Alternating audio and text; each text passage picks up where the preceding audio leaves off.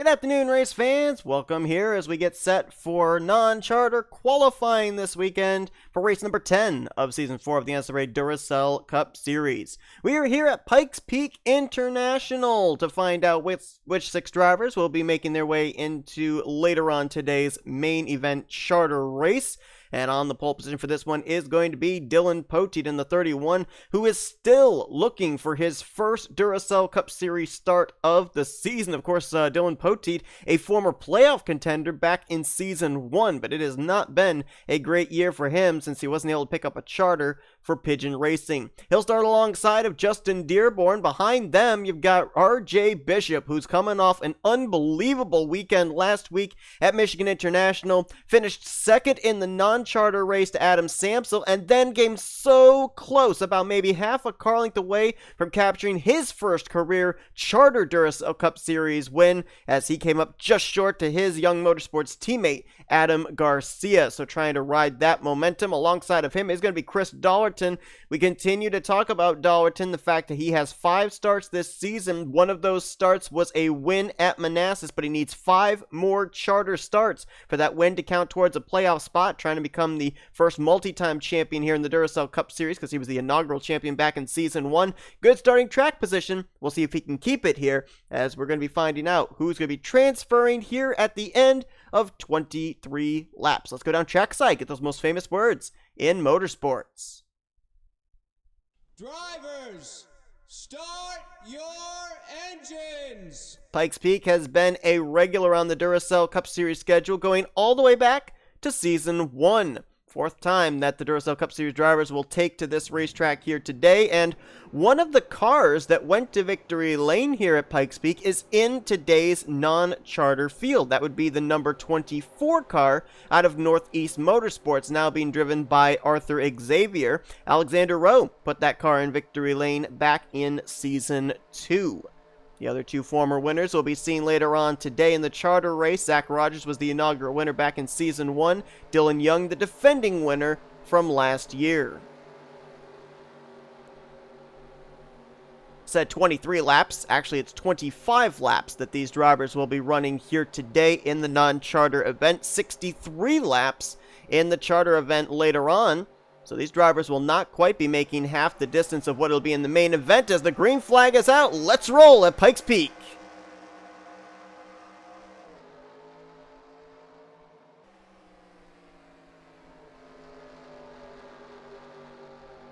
D Poteet is one of 2 Pigeon Racing Chevrolets that does not have a charter this season. The other one, Seth Cole, has made 4 starts this year already.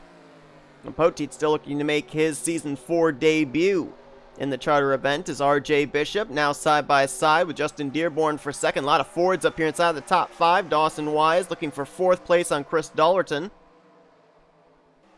And as these drivers race side by side, they are going to lose ground to the drivers that are single file ahead of him. If RJ Bishop can quickly clear Dearborn, he'll then be by himself, and with the CTS physics, it is possible for one driver to close up a pretty big gap between themselves and the car they're battling for position. You see right there, as Dawson Wise got a big run to the inside of Justin Dearborn, there's like a little bit of an air bubble, and he helped push the 12 out clear of the 07. So Bishop into that second position, and we are under caution. First caution of the day. That didn't take long. Lap 2 is when the yellow flag will wave. And there was some skid marks there. Looked like that might have been on the back straightaway. N Amoedo is back here. Looks like there may be some rear end damage on that bright yellow Pennzoil Ford. And Will Goss, a lot of damage on the front of his Sports Clips Camry.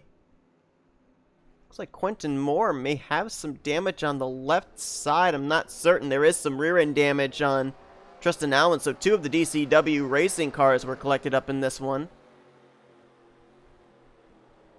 It's kind of hard to tell what exactly happened from the damage sustained on those race cars unless someone really checked up going into a corner. Looks like maybe Will Goss might have run to the back of N Amoedo, perhaps. We'll find out. Let's go back, take a look at a replay of what puts under the caution for the first time here today in the non-charter event at Pikes Peak. Oh, you want to know what happened? They went 4 wide. You can't do that at Pikes Peak. It's just not wide enough, especially in the corners. That's J Schwallenberg forcing the issue with N Amoedo, Tristan Allen, and Quentin Moore in this 4 wide situation. And we'll see where the contact happens. I think Schwallenberg's going to probably push up here into the 36. He then pushes up into the 15, and the 20 of W Goss is right side of your screen. He got that front end damage. Let's see who he runs into the back of. It looks like the 36 is going to crowd the 15 and the 66 coming off the corner. Will's got nowhere to go. T Gehrdes is back behind this too. We'll see if he gets involved. Oh, wow. Yeah, there's just no room.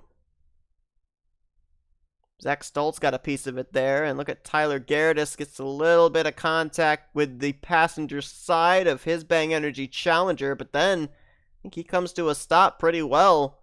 Nice job there. Oh, trying to get the car woed up, but keep it rolling here as he snakes around W Goss and N Amoedo. Wow, that's a nice piece of avoidance there by T Gehrdes. As the caution's out for the first time today, but this one, let's go back and head for the replay. Or not the replay, the restart. Waiting for the lights to go out here atop the pace car. They should go out this time, which means we would go back green on lap 7 of 25, 19 laps to go, and indeed that will be the case. It'll be D Poteet out in front, RJ Bishop second, Justin Dearborn in third, Dawson Wise, Chris Dollerton, and Joshua Osborne right now hold the 6 transfer spots. Michael Roode is in 7th. 8th place, L Chung. 9th is going to be Pedro Lucas, and completing the top 10, Harrison Ponder. Now, all drivers that were involved in the wreck are still continuing. W Goss, they had to rip the entire front end hood off of his machine, but he's still out there in the 26th position. Nobody else came to pit road, however. Allen, Moore, as well as Amoedo, they've all got the damage that they sustained from that wreck. Did not come to pit lane to repair any of it, so we'll see how that affects them for the remainder of this run. Also be interesting to see what kind of passing we'll have here now with a single file restart. We saw a lot of side-by-side racing through the top 5, top 10, even that 4-wide situation back there just inside of the top 20. That's because of the double file restart at the beginning of this race. Now we'll see how racy they get as D Poteet on it as soon as that green flag came out. He's going to open up a little bit of a gap between himself and RJ Bishop, but we'll see how long it's going to take for Bishop, Dearborn, and company to close in. As these Fords may end up battling for second place here before they concentrate on the race leader.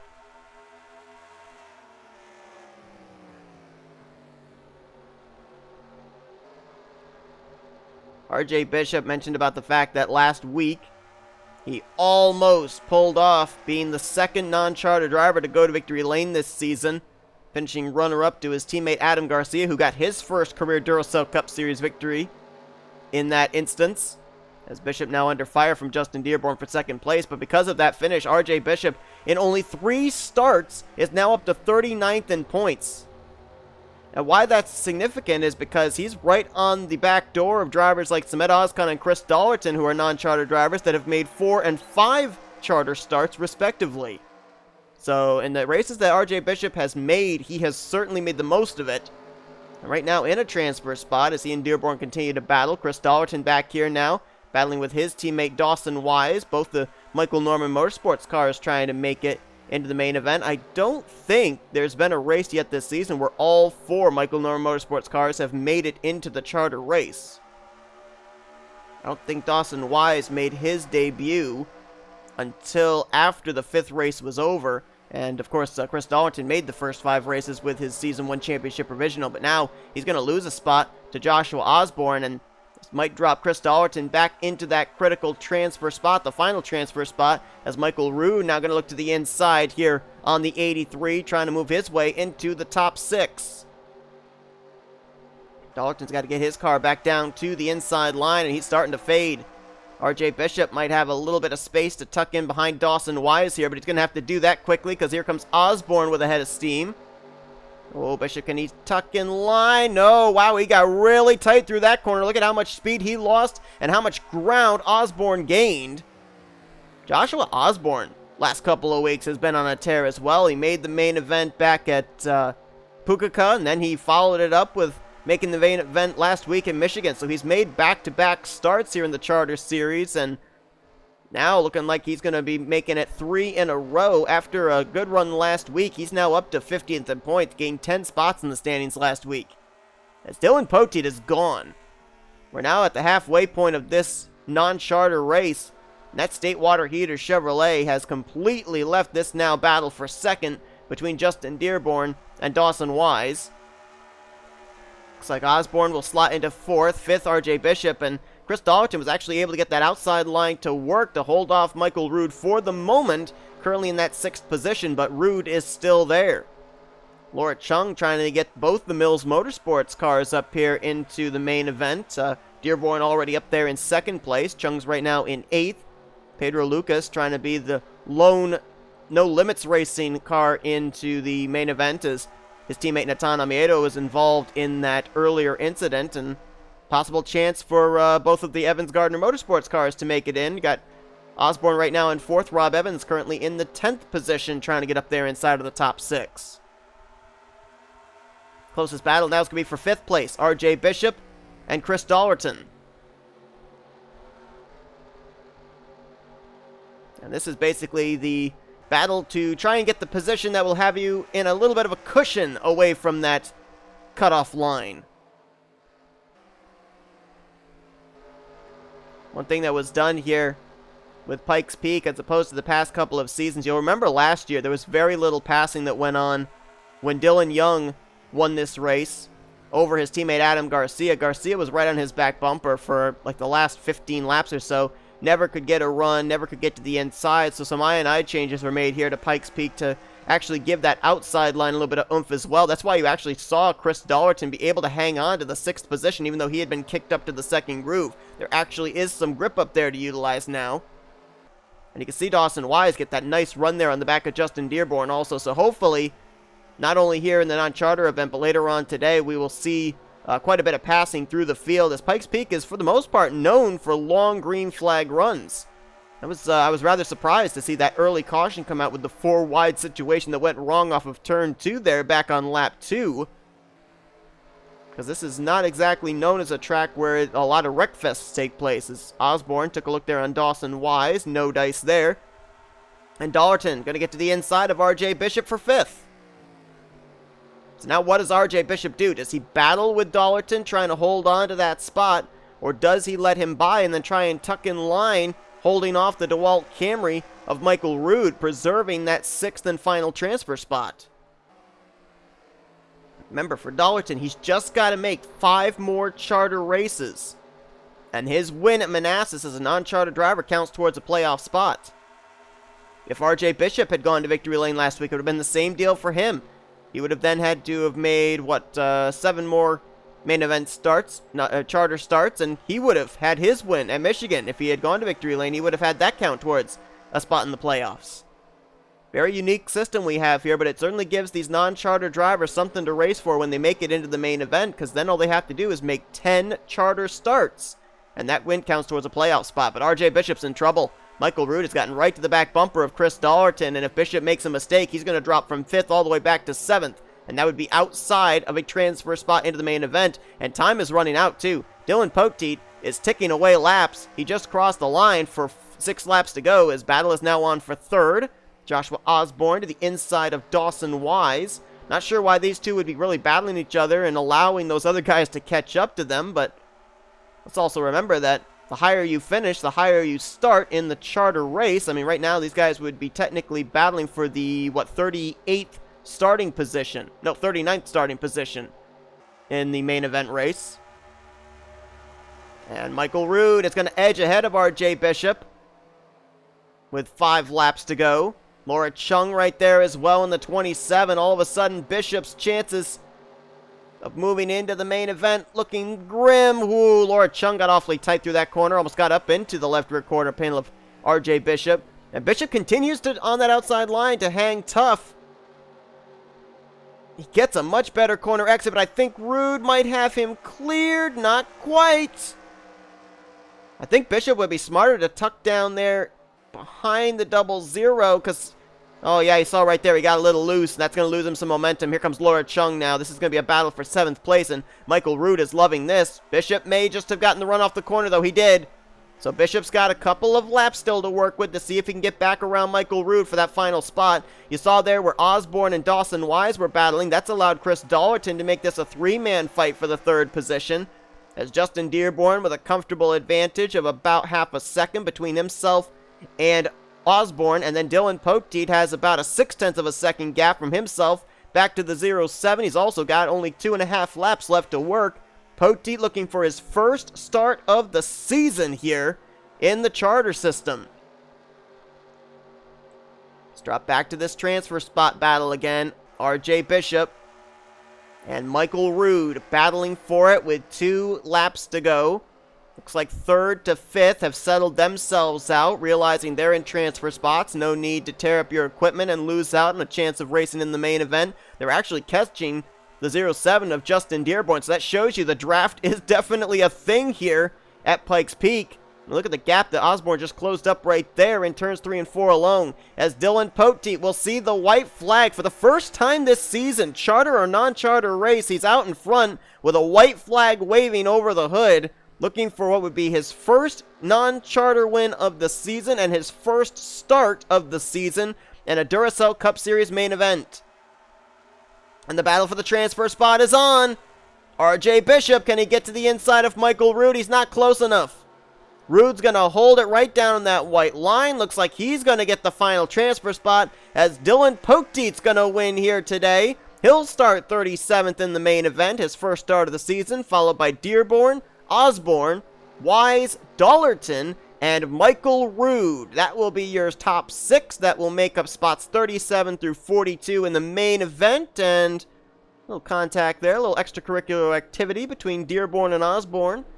And Chris Dollerton put a checkbox into his 6th start of the season. Only 4 more main event starts to make here during the regular season, and we will be seeing the Season 1 champion battling in the playoffs.